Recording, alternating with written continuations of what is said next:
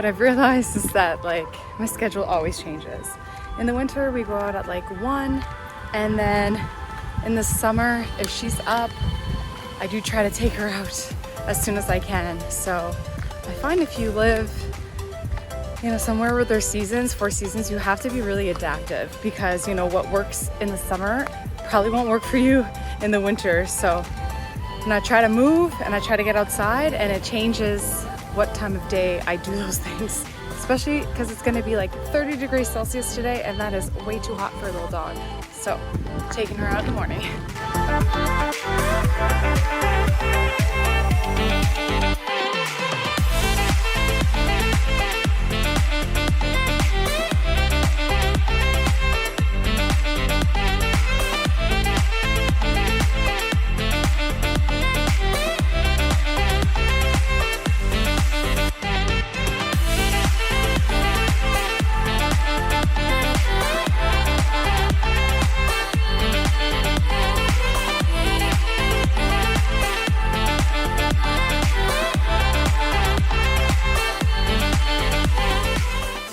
Been on my mind a lot lately is how I no longer earn my food, and I used to make myself earn it all the time, especially when it came to carbs. Like, carbs were so evil. And I've learned now that healthy whole foods is the way to go. No one macronutrient is the best. They all work best together. So balance seems so easy that I think that people think that it's not actually going to work for them. But I can tell you that I have food freedom now. I eat all the foods I want. My stomach's happy. I feel just so much better now that I don't do anything drastic. I was not very happy when I wasn't eating carbs, and I'm so much more happy now. So it's really like comes down to balance. Like, I never think of, okay, I didn't work out, so I can't eat. Guys, even at rest, our bodies need to eat. And the more that we just treat our bodies well, our bodies will give us what we want, is what I've learned. Once you start listening to what your body really wants, like if my body's saying that it wants carbs and I feed it a salad, then I'm not listening at all. And I used to think that if I didn't force myself to eat, you know, low carb or whatever, and I didn't listen to those cravings ever, that I would become my best self. But actually it was the opposite. I wasn't listening to my intuition, right? Your inner voice that knows what's best food-wise, that knows what's best for you overall. What I started to do is just start to listen as much to my inner voice.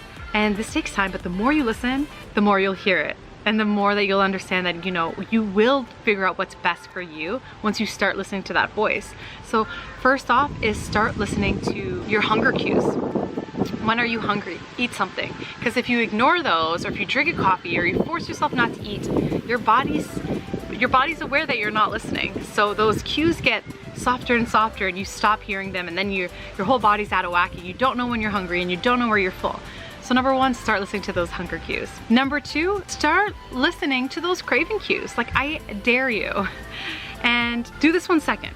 Hunger cue first. Don't let yourself get starving before you eat. But if you know, you're like, oh, I am hungry, I could eat. And ask yourself, like, what sounds the best right now? And is it carbs? Is it vegetables? Is it fruit? You know, try to make a healthier decision, but there's no, you know, carbs aren't better than protein, than fats. And try to fill that void. If it's a higher carb meal, can you know, you can still make good decision when it comes to carbs. I'm just editing my last YouTube video, check it out. And I ate like 3/4 cups of oatmeal in the middle of the day because my body just wanted easy to digest carbs that if I wouldn't have eaten that, I wouldn't have had such a good work day, and I wouldn't have actually gotten a workout in. So it gave me that energy, that fuel to keep going. So listen to your body. Number 2, like, what are those cravings? And slowly you're gonna be able to differentiate when it's a true craving that your body's trying to tell you, like, hey, I need this type of food, whether it's protein, whether it's carbs, whether it's fats, you know, whether it's fresh food, whether it's more calorie dense food. Your body will tell you what it needs.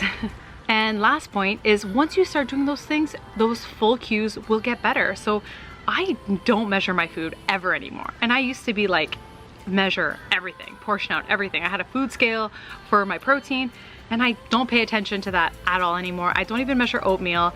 I don't measure my peanut butter, and if you've watched any of my old videos, I would have measured a lot of things. I just don't anymore because my body tells me when it's good. Are you proud of me for doing that? Yeah, anyone can do it. Anyone can do it. So it's like, I did believe that at one point if I didn't measure, I would just gain all this weight. But actually no, all it does is it balances out. One day you might want extra carbs, you know? Instead of half a cup, it might be a cup. It's no big deal, and there's no point feeling guilty because I promise you that your body will balance out afterwards. Thank you. So then the next one will be like, oh, I don't need that many carbs. Oh, I want some extra vegetables. So just the more you listen, the more you'll hear. And the more you can hear, the more you can make better decisions. And then once you really start listening, you'll know what's best for you and you'll be able to hear those full cues. Trust me, I really believe that I was one of those people that could just eat forever and never feel satisfied. But the more I listen to my hunger cues and my craving cues, and I just eat exactly what sounds good, not what I think I should eat, it made a huge difference.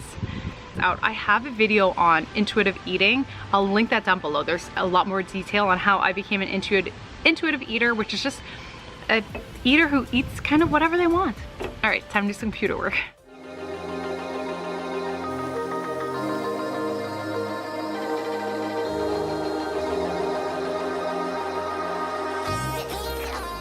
I was gonna make a protein smoothie, but I'm just not feeling it. So it's like one of those, listen to your body.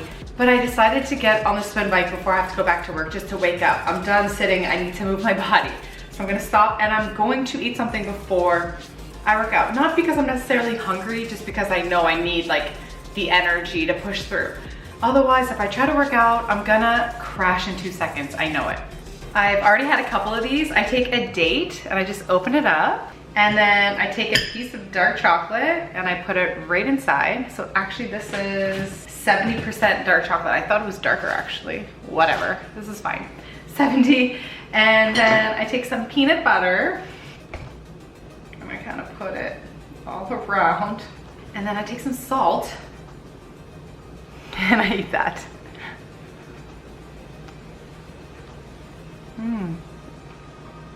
I'll probably eat 5 or so.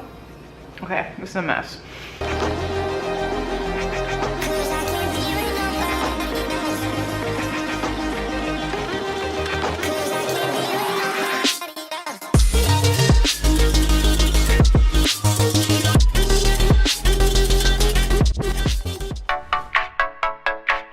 You guys know that I only lift weights about 3 times a week, but lately it's been more like twice a week. Summertime here in Canada is very, very short. I try to get outside as much as possible, and I'm so lucky I live close to the water. So I do a bunch of water sports, I guess you can call them, like paddleboarding, kayaking, windsurfing, so I do that multiple times a week. And so really lately I've only been getting in 2 weights.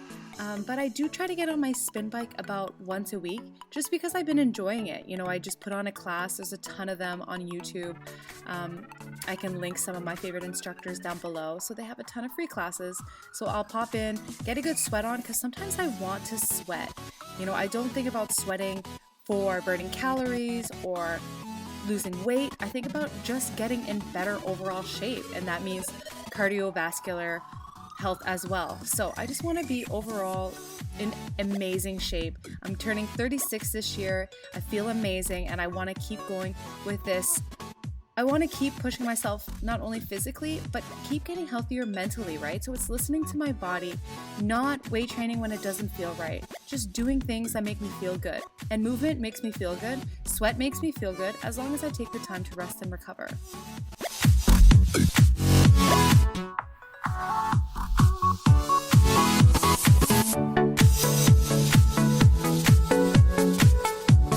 So I eat quite late in the summer. It's actually like 8 p.m. here, and I'm eating this yummy lamb dish. It's a Persian dish with celery and rice. As you can see, it's one of my favorites, and you need to have yummy food with red wine, right? Am I right?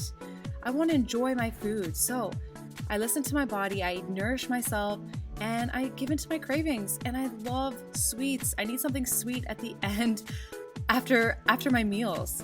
And so here, you know, I try to make a healthier option because I want to feel my best, right? So I had apple chips here with some PB2. Often I'll have like chocolate, but I had a big bowl of these apple chips. This is at the end. I grabbed my camera just to show you guys, but you know, I just gave into that craving so I could have a happy belly. I want to feel my best. I want to feel my happiest. Food brings me joy. There's nothing wrong with that, guys.